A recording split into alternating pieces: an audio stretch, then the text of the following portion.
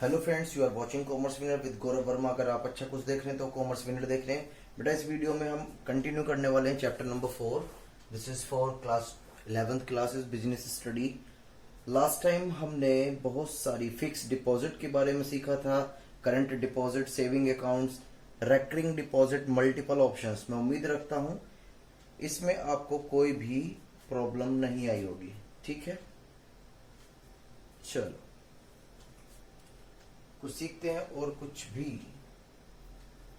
Electronic banking services, ध्यान से, ये बेटा इंपॉर्टेंट है, आपकी प्रैक्टिकल लाइफ के लिए भी बहुत ज्यादा इंपॉर्टेंट है, एज वेल एज आपके जो आप चलो तो ध्यान से देखते हैं। यहां पर हम इलेक्ट्रॉनिक बैंकिंग पढ़ने वाले हैं। आज हम क्या पढ़ने वाले हैं बेटा? इलेक्ट्रॉनिक बैंकिंग सर्विस, या जिसे हम एक और नाम से जानते हैं, जिसका नाम क्या हो सकता है? ई सर्विसेज। क्या होता है बेटा? ई सर्विसेज। कोई बात नहीं,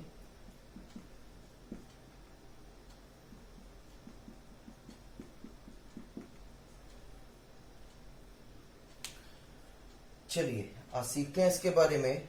ठीक है, तो आपको इलेक्ट्रॉनिक बैंकिंग के बारे में तो पता ही होगा। जैसे इसके बारे में एक सीख लेते हैं।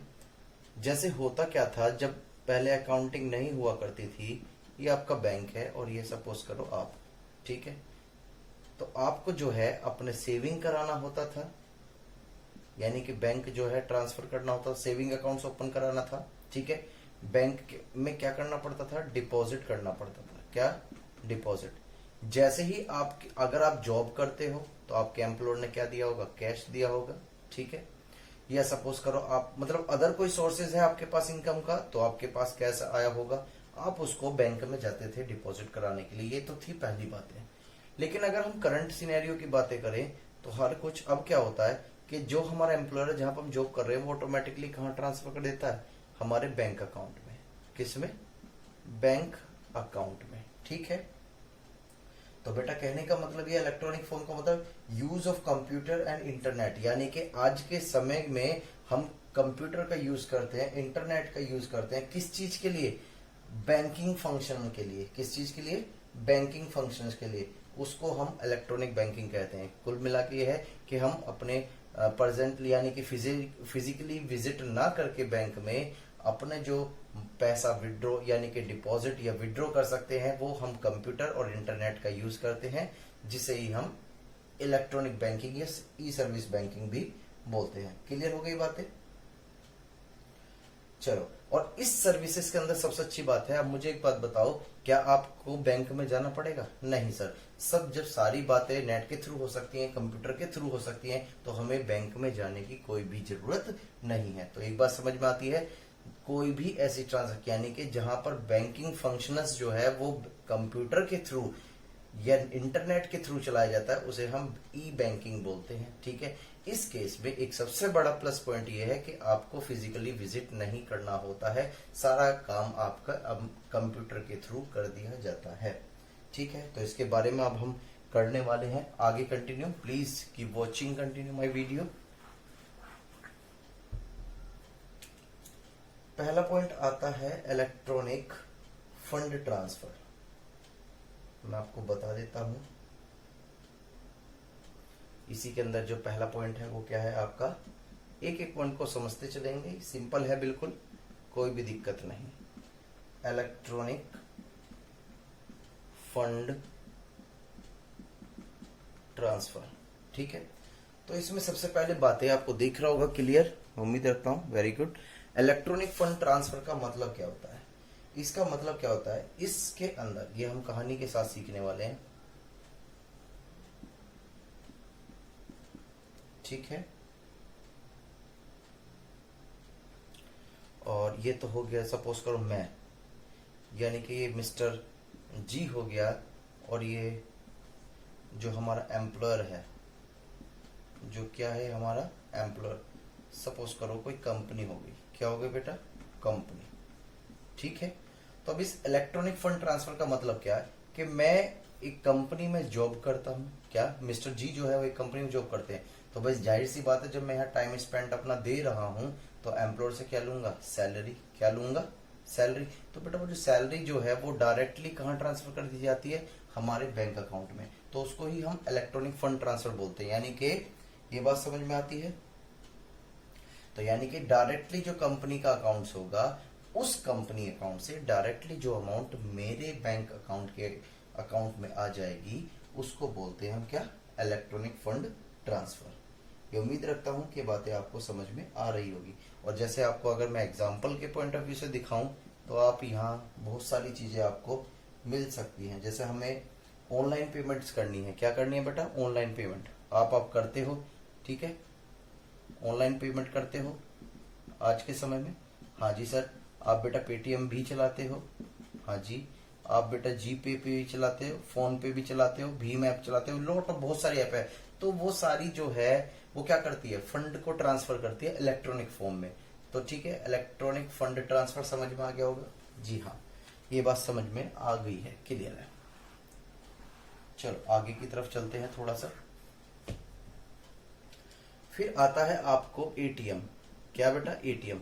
एटीएम की जो फुल फॉर्म होती है वो क्या होती है, बता दूं आपको, बहुत सारे बच्चों को पता भी होगा जो जनरल नॉलेज के क्वेश्चंस वगैरह पढ़ते रहते हैं।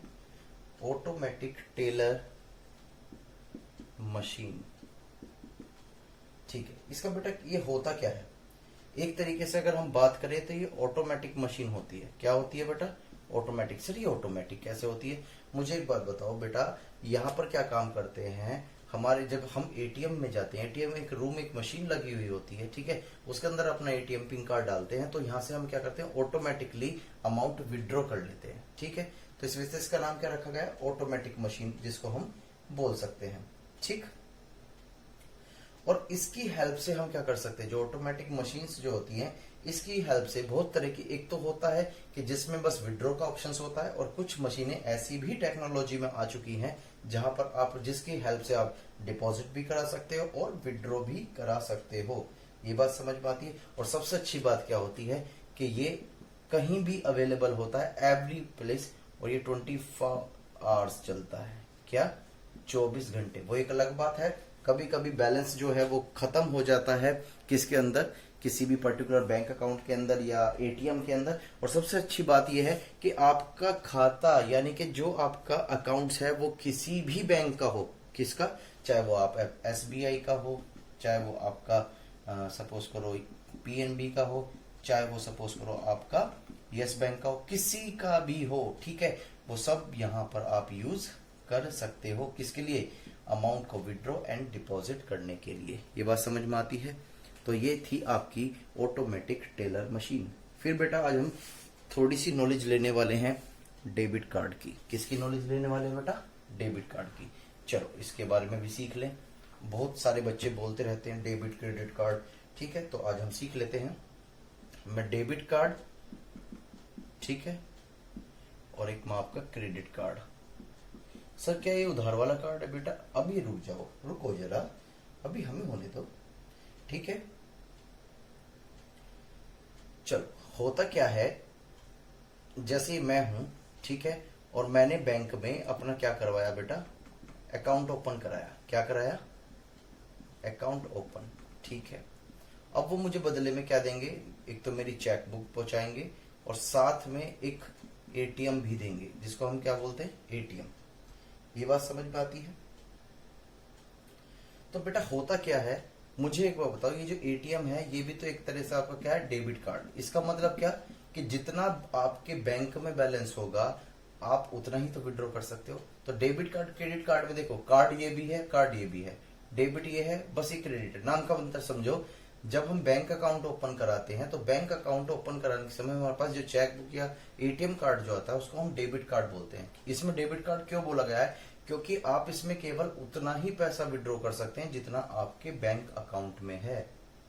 ये बात समझ में आती है, दोबारा समझ लीजिएगा, केवल इसमें आपको उतना ही पैसा विड्रॉ कर सकते हैं या उतनी ही अमाउंट की आप पेमेंट कर सकते हो इस कार्ड के थ्रू जितना आपकी बैंक के बैलेंस में है। इस वजह से बोला गया क्या, डेबिट कार्ड। समझ गए हो। चलो कोई भी बेटा प्रॉब्लम हो तो प्लीज कमेंट में जरूर बताएं, बिल्कुल कोई भी कैसी भी। चलो ध्यान से देखते हैं क्रेडिट कार्ड। अभी क्रेडिट कार्ड क्या होता है, ध्यान से सुने, ज्यादातर ये जो क्रेडिट कार्ड्स होती है ये उन एम्प्लॉयज के लिए होती है जो अपने इंजॉय करना चाहते हैं, किसको, रेपुटेशंस को, रेपुटेशन या अपनी गुड रेपुटेशन रखना चाहते हैं। दैट इज, कहने का मतलब ये है कि अभी जैसे सपोज करो मैंने एक क्रेडिट कार्ड्स बनवा लिया, वो सैलरी के बेस पर आपको बन जाता है, ठीक है, इसकी हमें कुछ इंस्टॉलमेंट पे करनी पड़ती है। तो इसका क्या होता है, बाई चांस कभी कभी हमारे बैंक में पैसा ही नहीं होता है, हमारे पास ही पैसा नहीं है, तो हम इससे शॉपिंग वगैरह कर सकते हैं। तो इसमें एक लिमिट होती है अमाउंट की, मैं बता देता हूं, ये बात समझ में आती है। चलो, वैसे अगर हम एक तरीके से देखा जाए तो इसको हम ओवरड्राफ्ट फैसिलिटीज भी बोल सकते हैं। क्या बोल सकते हैं बेटा, ओवरड्राफ्ट फैसिलिटीज, यानी कि शॉर्ट टर्म पीरियड के लिए एक तरीके से ये आपको क्या दे दिया जाता है, लोन दे दिया जाता है, जो आपकी करंट लायबिलिटीज हो सकती है। ठीक, वेरी गुड। ठीक, और सबसे अच्छी बात इसके अंदर ये है कि सपोज करो आपके बैंक अकाउंट में 0 बैलेंस है और आपका क्रेडिट कार्ड बना हुआ है और इसकी एक लिमिट डिसाइडेड है। जैसे सपोज करो इसकी लिमिटेड जो है 1 लाख रुपीज आपने डिसाइड करा रखी है। आपके बैंक अकाउंट में चाहे बैलेंस हो या ना हो, इससे कोई फर्क नहीं पड़ता, तब भी आप 1 लाख रुपीज तक की कोई भी शॉपिंग कर सकते हो। लेकिन डेबिट कार्ड में ऐसा नहीं था। डेबिट कार्ड कहता था जितना आपके बैंक के बैलेंस, यानी कि बैंक बैलेंस में जितना भी अमाउंट पड़ा हुआ है उतने की ही आप ट्रांजेक्शन्स कर सकते हो, उतने का माल परचेज कर सकते हो, उतना ही आप क्या कर सकते हो, सर्विसेज को ले सकते हो। ठीक है, लेकिन इस केस में क्या है, बैंक में अकाउंट में चाहे आपके 0 नंबर है, लेकिन अगर इस क्रेडिट कार्ड की एक स्पेसिफिक लिमिट बनी हुई है तो इस स्पेसिफिक लिमिट तक आप जो है कोई भी ट्रांजेक्शन्स कर सकते हैं। लेकिन वो शर्त ये होनी चाहिए कि वो उसकी जो अमाउंट हो वो इतनी ही होनी चाहिए। क्लियर है, क्रेडिट कार्ड में समझ गया होऊंगा बेटे, डेबिट और क्रेडिट कार्ड में अंतर। चलो, वेरी गुड, आगे की तरफ हम चलते हैं। अब इसको अब सीखने वाले हैं हम टैली बैंकिंग। सर ये क्या होता है, टैली बैंकिंग का मतलब क्या होता है, चलो देख लेते हैं टैली बैंकिंग का। बट टैली बैंकिंग में जो होता है वो हमें किस तरीके से बताता है, जैसे आप ये सारी चीजें आपको पता है, बस प्रैक्टिकल बताने की जरूरत है। इनका नाम भी ये होते हैं। बैंक में जाते हो, अपना अकाउंट फिल कराते हो, एक फॉर्म फिल करा जाता है, उसमें आप क्या देते हो, अपना नंबर देते हो। क्या देते हो, नंबर, क्या, यानी कि फोन नंबर, जो आपका रजिस्टर्ड नंबर बन जाता है।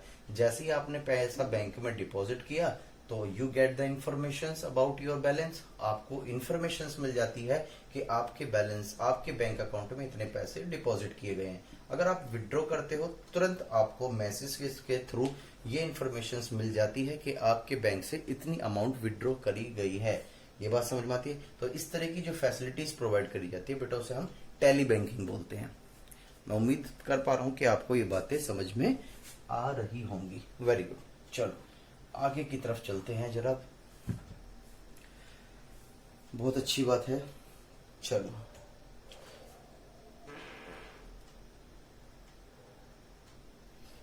कुछ आगे की तरफ चलने वाले हैं जिसे हम बोलने वाले हैं अब यहां नेशनल, यानी कि अगर हम बात करें इसकी नेशनल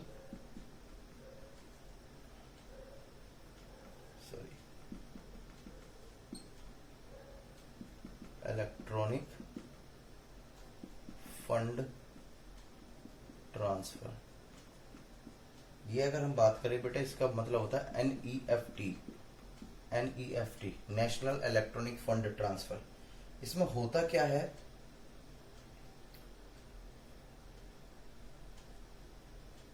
ध्यान से, ये क्या होता है, जैसे हमारी कंपनी है, ये क्या है बेटा, हमारी कंपनी, और इसकी डिफरेंट डिफरेंट ब्रांचेस है।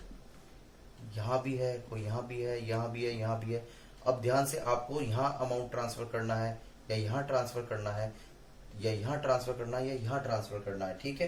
तो इससे क्या होता है कि आप जो है अपनी फर्म से, फर्म की जो दूसरी ब्रांचेस है उसमें पैसा ट्रांसफर कर सकते हो, या किसी इंडिविजुअल्स को आपको पैसा ट्रांसफर करना है तो भी इस फैसिलिटी से आप उसको ट्रांसफर कर सकते हो। ठीक है, वेरी गुड। लेकिन ये जो बातें होती हैं बेटा, ये सारी बातें जो होती हैं आपकी नेशनलिटी, यानी कि इंडिया की ही होनी चाहिए। ठीक, इस वजह से लिखा हुआ है इसमें क्या, नेशनल लिखा हुआ है। और इसमें जो सेटलमेंट्स जो होता है, टाइम जो होता है, वो कुछ भी दिन हो सकता है, 6 डेज, 5 डेज, 4 डेज, वो as the case of services होती हैं, किस तरीके से सर्विसेज यहाँ पर प्रोवाइड करनी है हमें। ये बात समझ में आ रही होगी। कुछ भी नहीं है, नेशनल इलेक्ट्रॉनिक फंड ट्रांसफर यही है कि इसमें हमारी एक कंपनी है, उस कंपनी के नाम से हमारा एक बैंक अकाउंट है, तो आप और लेकिन हमारी डिफरेंट डिफरेंट ब्रांचेस है, तो आप इस कंपनी से डिफरेंट डिफरेंट ब्रांचेस पर क्या कर सकते हो, फंड ट्रांसफर कर सकते हो और इंडिविजुअल को भी फंड ट्रांसफर कर सकते हो। बस ये नाम ही है नेशनल इलेक्ट्रॉनिक फंड ट्रांसफर, इसे बोलते हैं NEFT। चलो अब हम थोड़ी सी तरह चलते जा रहे हैं। अब हम पढ़ने वाले हैं और भी कुछ खास। मैं तुम्हें 2 मिनट दूंगा, अगर इसमें आप बता सको। RTGS बोलते हैं बेटा, RTGS। इसका मतलब क्या होता है?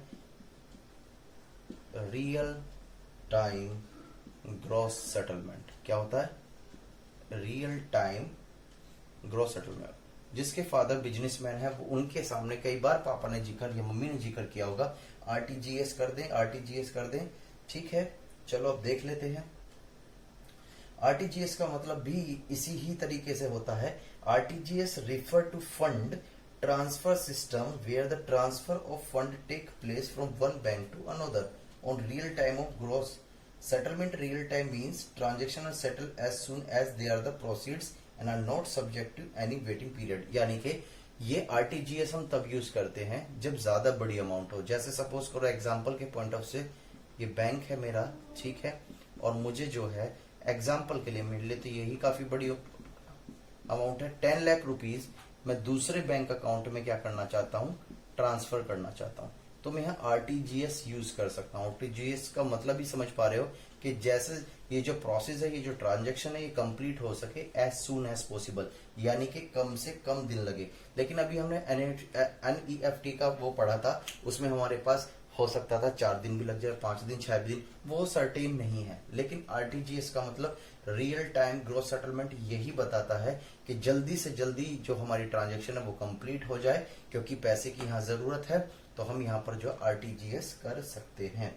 ये बात समझ में आ सकता है। यानी कि अगर हम यहाँ बात करें, are not subject to any waiting period. Gross settlement means transaction settle on one basis without bunching और netting with any other transaction. This is the fastest possible money transfer. इसको दूसरे नाम से भी हम क्या कर सकते हैं, अगर कोई हमसे पूछता है क्या फास्टेस्ट पॉसिबल है भारत में मनी ट्रांसफर करने के लिए, हाँ है सर। वो कौन सी है बेटा? वो है आपकी क्या, एक तरीके से हम बता देंगे, RTGS। जैसा आपने सुना भी हो, एक कोरियर करा रहे हो, एक स्पीड पोस्ट करा रहे हो, डाक करा रहे हो, तो तीनों में टाइमिंग का थोड़ा थोड़ा डिफरेंसेस होता है। ये बात समझ में आती है। ऐसे ही मनी को ट्रांसफर करने के लिए NEFT बना हुआ है, RTGS बना हुआ है, ये सारी चीजें बनी हुई है। क्लियर है ये बातें? चलो बहुत अच्छी बात है, मैं इसको भी रफ करने वाला हूं। इस केस में हम क्या पढ़ने वाले हैं, बेनिफिट्स। अब मैं आपको पढ़ाऊंगा क्या, benefit of e banking, benefit of e banking to customer. यानी कि कस्टमर को क्या बेनिफिट मिला है आपका इलेक्ट्रॉनिक बैंकिंग का। ठीक है, तो पहला क्या है, 24 आवर्स। एक तो 24 घंटे आप करोगे, एंड ऑल डेज। जैसे पहले क्या हुआ करता था, सैटरडे हो गया, संडे हो गया, कस्टमर परेशान है, इमरजेंसी हो गई सैटरडे संडे की, लेकिन ट्रांजैक्शंस नहीं हो पाएगी क्योंकि बैंक ही क्लोज पड़े हुए हैं। लेकिन जब से इलेक्ट्रॉनिक फॉर्म आया, ई बैंकिंग आया है, तो यहाँ पर आपकी ट्रांजैक्शन 24 आवर्स कभी भी की जा सकती है। और सबसे बड़ी बात है, ये ऑल डेज के लिए होती है, यानी कि ओपन होती है ऑल डेज। क्लियर हो गई ये पहले पॉइंट तो, वेरी गुड। दूसरा क्या कहता है यहाँ पर, ठीक है, अब यहाँ पर जो ट्रांजेक्शन्स है, पहले क्या हुआ करता था, अगर आपको बैंक से कोई भी अमाउंट विड्रॉ या डिपॉजिट करनी होती थी तो आपको फिजिकल विजिट करना पड़ता था। लेकिन अब आप अगर बिजनेस आवर्स में भी हो, यानी कि अगर आप कहीं जॉब भी कर रहे हो, तो उसमें वहां पर बैठे बैठे आप फंड को ट्रांसफर कर सकते हो। आपको कहीं भी ट्रेवलिंग करने की जरूरत नहीं पड़ेगी, ना ही बैंक में फिजिकली विजिट करने की नीड पड़ेगी। तो ये फैसिलिटीज कैसे मिली, जब से ई बैंकिंग आ गई। ठीक है, वेरी गुड। तो और भी यहाँ पे बहुत सारी चीजें, और सबसे बड़ी बात है सिक्योरिटीज की भी। सपोज करो पहले क्या होता था, हम बैंक में, ये सपोज करो हम बैंक में जा रहे हैं 1 लाख रुपीज डिपॉजिट करने के लिए, तो हमें कहीं ना कहीं डर लगा रहता था कि हमसे कोई लूटपाट ना कर ले, ठीक है। लेकिन जब फंड ई बैंकिंग आ गई तो हमने क्या कहा, हमको जिससे 1 लाख रुपए मिलने थे, हमने उनसे कहा कि डायरेक्ट आप हमारे बैंक अकाउंट में क्या कर दीजिएगा, डिपॉजिट कर दीजिएगा। तो यहाँ पर टेंशन ही खत्म, रिस्क ही खत्म है किस चीज का, यहाँ पर खोने का, यानी कि स्टोलन होने का, कि अमाउंट कहीं चोरी ना हो जाए, कहीं खो ना जाए, कहीं लूटपाट ना हो जाए। तो इससे ये भी कस्टमर का एक बेनिफिट होता है। ये बात समझ में आती है, समझ पा रहे हो बेटा? ये तो कस्टमर के पॉइंट ऑफ व्यू से था। अगर हम बैंक के पॉइंट ऑफ व्यू से बात करें यहाँ पर, ये तो कस्टमर के पॉइंट ऑफ व्यू से था। अब किसके बारे में बात कर रहे हैं बेटा हम? बैंक के पॉइंट ऑफ व्यू। चलो इसको भी देख लेते हैं एक बार। इलेक्ट्रॉनिक में क्या क्या फायदा हुआ है बैंक के पॉइंट ऑफ व्यू से, ठीक है। सबसे पहले क्या है, ट्रांजेक्शन कॉस्ट, यानी कि जो भी हम ट्रांजेक्शन कॉस्ट करते हैं वो कम हो गई है, वो रिड्यूस हो गई है। क्या हो गई है बेटा? रिड्यूस, वो कम हो गई। कैसे? पहले जो है होता क्या था, पेपर वर्क होता था, आपको फॉर्म फिल करो, फिर वो कैशियर के पास जाते थे, फिर वहां लाइन में लगना होता था, फिर वो विड्रॉ करते थे, बहुत सारे लॉट ऑफ वर्क हुआ करते थे, ठीक है, जिसकी वजह से खर्चे भी ज्यादा होते थे, ठीक है। कस्टमर रखना पड़ता है, कस्टमर की देखरेख के लिए हर चीज यूज होनी चाहिए वहां पर। लेकिन जब से ई बैंकिंग आई है तो यहाँ पर हमारी जो ट्रांजेक्शन कॉस्ट है वो क्या हो गई है, क्या हो गई बेटा? कम हो गई है, ठीक है। और जो लोड जो होता है ब्रांचेस पे, जो लोड होता है किस पर, जो ब्रांचेस होते हैं उस पर लोड होता है। क्यों? जैसे बहुत सारे बैंक में अगर सपोज करो आज फिजिकल विजिट ही करना होता, ई बैंकिंग नहीं होती, और जब ऐसी कोविड-19 की सिचुएशन है तो सपोज करो बैंक में कितनी भीड़ लग जाती, कितनी भीड़ लग जाती, क्या पॉसिबल हो पाता? हर किसी को पैसा अवेलेबल नहीं हो पाता। तो यहाँ पर ये भी बेनिफिट है बैंक के लिए कि जो ब्रांचेस पे लोड होता है वो भी कम हो जाता है। क्यों? नंबर ऑफ कस्टमर ही इसके अंदर आते हैं जो ऑनलाइन को प्रीफर नहीं करते, या उन्हें इतने एजुकेट नहीं है जो उसको वो ऑपरेट कर पाए। लगभग और जितने भी आपके कस्टमर्स होते हैं वो ज्यादातर ऑनलाइन ही ट्रांजेक्शन को प्रीफर करते हैं, वो इजिली कर पाते हैं। तो इसकी वजह से, बैंकिंग की वजह से, ई बैंकिंग की वजह से एक बेनिफिट मिल गया किसको? बैंक को, जिससे कि जो ब्रांचेस का जो लोड है वो बहुत कम हो जाता है, ठीक है। चलो ये तो थी हमारी इसकी बातें। अब हम थोड़ी सी किसकी बातें, ये तो बैंकिंग की बातें पढ़े आज हमने, अब थोड़ी सी हम इंश्योरेंस की तरफ स्विच और करते हैं। यहाँ पर जो हमें किसके बारे में सीखना है बेटा? हमें सीखना है अब किसके बारे में? ई कॉमर्स के बारे में, यानी कि इंश्योरेंस के बारे में। तो मुझे पहले बताइएगा meaning of insurance. Meaning of insurance, insurance का मतलब क्या होता है बेटा? कुछ भी नहीं, ये सबसे पहली बात क्या होती है, ये जो दो मेंबर्स होते हैं, तो जो एजेंट या जो कंपनी और एक जो करवा रहा है, यानी कि जो इंश्योरेंस करवा रहा है, ठीक है। इंश्योरेंस जो करवा रहा है, इन दोनों के बीच में क्या होता है बेटा? एक कॉन्ट्रैक्ट होता है। क्या होता है? कॉन्ट्रैक्ट, यानी कि समझौता, ठीक। जिसमें एक तो होगी कंपनी, इस कंपनी को बोलते हैं हम क्या? जो करने वाली कंपनी, यानी कि इंश्योरेंस कराती है, उसे बोलते हैं हम क्या? इंश्योरर कंपनी, ठीक है। और जो इंश्योरेंस करा रहा है, जो एग्री है सारी चीजें के लिए, वो केवल उसका कस्टमर क्या कहलाएगा बेटा? वो उसका कस्टमर कहलाएगा, ठीक है। लेकिन ध्यान से सुने, अगर इस एम्प्लॉइज को, यानी कि इस मेंबर्स को इंश्योरेंस कंपनीज की फैसिलिटीज चाहिए। इंश्योरेंस कंपनीज की कैसे? बहुत सारी फैसिलिटी मिलती है, हेल्थ इंश्योरेंस, लाइफ इंश्योरेंस मिलता है, जनरल इंश्योरेंस मिलता है, बहुत सारे इंश्योरेंस है। जनरल इंश्योरेंस जैसे मोटरसाइकिल्स, बाइक चोरी ना हो जाए, एक्सीडेंट ना हो जाए। लाइफ इंश्योरेंस मरने के बाद भी, मरने के बाद याद भी, ठीक है। हेल्थ इंश्योरेंस, मेडिकल क्लेम, ये बहुत सारी चीजें होती हैं, ठीक है। लेकिन ये सारी सर्विसेज लेने से पहले इस कंपनी से आपको एक अमाउंट पे करनी होती है, जिसे बोलते हैं हम क्या? प्रीमियम। ये किसको देनी होती है? ये देनी होती है कंपनी को। क्यों? क्योंकि सर बेटा वो आपको एक सर्विसेज प्रोवाइड कर रहे हैं, तो जीवन में कुछ भी चीज मुफ्त में तो मिलेगी नहीं। तो जब आपको वो इतनी फैसिलिटीज प्रोवाइड कर रहे हैं कि आपको सपोज करो डॉक्टरी ट्रीटमेंट चाहिए, ठीक है, स्पेसिफाइड लिमिट्स होती हैं उसके अंदर, तो वो आपको सर्विसेज प्रोवाइड कर रही है, वो आपके ट्रीटमेंट का पैसा दे रही है, तो ये फैसिलिटी फ्री में थोड़ा ना दे देंगे, तो इसके लिए आपसे प्रीमियम चार्ज किया जाएगा। अब तो ये फैसिलिटीज भी है कि ईएमआई में आप अपने प्रीमियम को पेड कर सकते हैं। पहले क्या होता था कि जो भी प्रीमियम जाता था वो साल में लमसम जाता था, लेकिन जब कोविड-19 आया तो सिचुएशंस के अंदर जो है कोरोना वायरस को भी कवर किया गया और आप इंस्टॉलमेंट में भी अपना प्रीमियम पेड कर सकते हो। ये बात समझ में आ गई?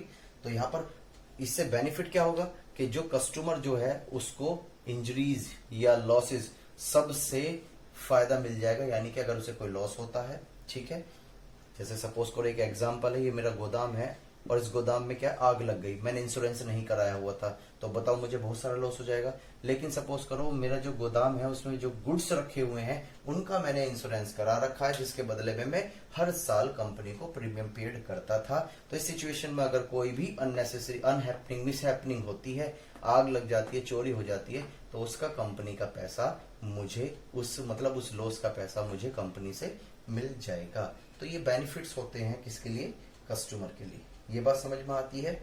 चलो बहुत अच्छी बात है, आज हम इंश्योरेंस इसको सीख रहे हैं, तो इंश्योरेंस के बारे में आपको पता होना चाहिए। चलो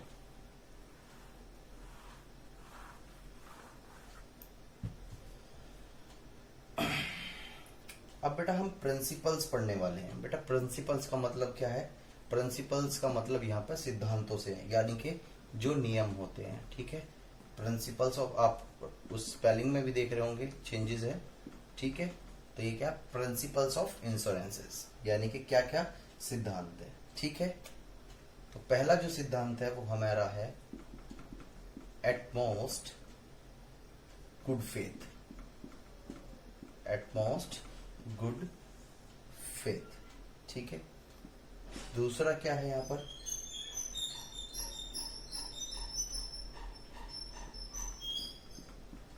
इंश्योरेबल इंटरेस्ट।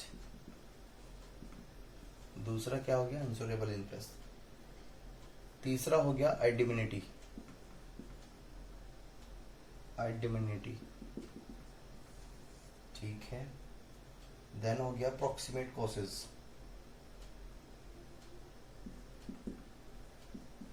ये हो जाएगा आपका क्या बेटा, प्रोक्सीमेट कॉसेस, ठीक है। फिर आता है बेटा क्या, कंट्रीब्यूशन, क्या है बेटा, कंट्रीब्यूशंस। देन उसके बाद आता है आपका मिटिगेशंस, मैं आपको यहां पर ही बना देता हूं, क्या आ गया बेटा, मिटिगेशन।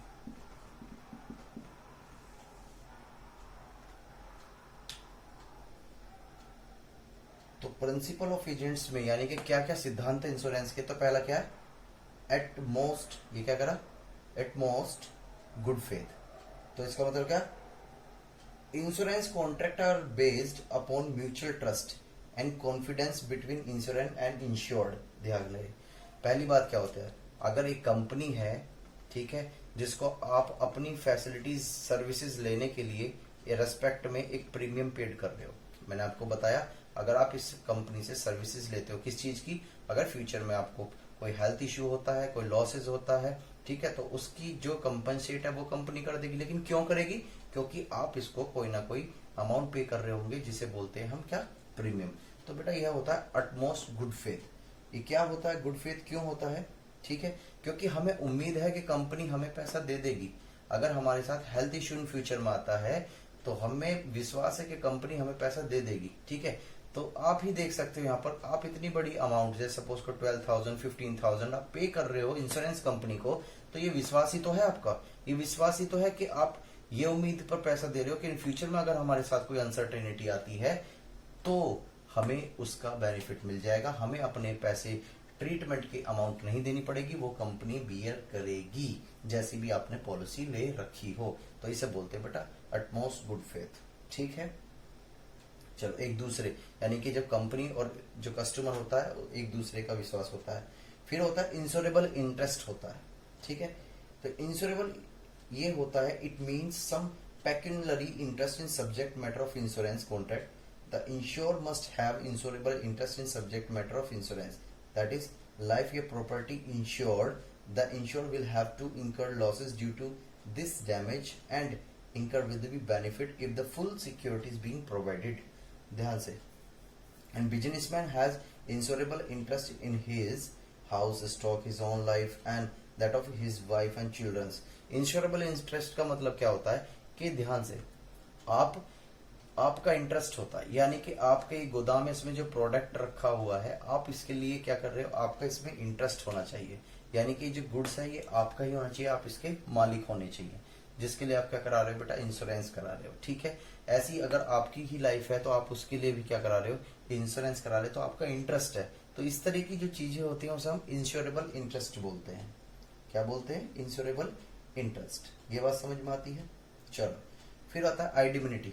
आइडेंटिटी का मतलब क्या है, principle of identity applies to all the contract except the contract of life. बेटा ये जो आइडेंटिटी का जो कंसेप्ट है, प्रिंसिपल है, ये केवल LIC यानी कि लाइफ इंश्योरेंस कॉर्पोरेशन को, लाइफ पॉलिसीज को छोड़कर, अगर मैं ऐसी बात करूं, लाइफ पॉलिसी को छोड़कर, यानी कि एक्सेप्ट करनी है, ये सभी पर एप्लीकेबल होगा आइडेंटिटी। ठीक है, लेकिन किसको छोड़कर, लाइफ पॉलिसी को छोड़कर।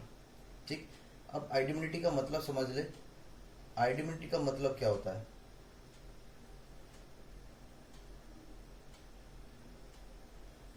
Principal of identity apply to all contracts except the contract of life. Insurance between estimations regarding loss of life can not be made. ठीक है, the objective of contract of insurance is to compensate to insure for the actual loss he has incurred.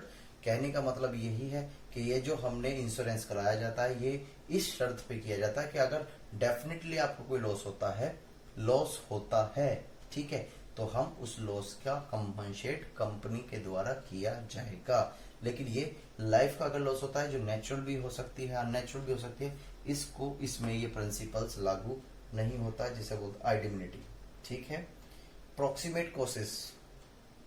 The insurance company will compensate for the losses incurred by the insured due to the reason mentioned in insurance policy. But if the losses are incurred due to the reason not mentioned in insurance policy, then principle of proximate causes या nearest causes is follow. ध्यान से, proximate causes का मतलब क्या है कि बेटा जब हम कंपनी के साथ कोई पॉलिसीज बनाते हैं तो एक पॉलिसी जो बनती है, जो कॉन्ट्रैक्ट होता है, उसमें पॉलिसीज में लिखा हुआ होता है। ठीक है, अगर जो आपके साथ लॉसेज हुआ है और वो जो लॉसेज हुआ है उसका कारण इस पॉलिसीज में लिखा हुआ है तो आपको इंश्योरेंस मिल जाएगा। ठीक है, अगर वो इस पॉलिसी के अंदर नहीं लिखा हुआ तो यहाँ पे फिर उसे बोलते हैं हम क्या, प्रॉक्सिमेट कॉसेस। ये बात क्लियर है, उम्मीद रखता हूं समझ में आ गई होगी।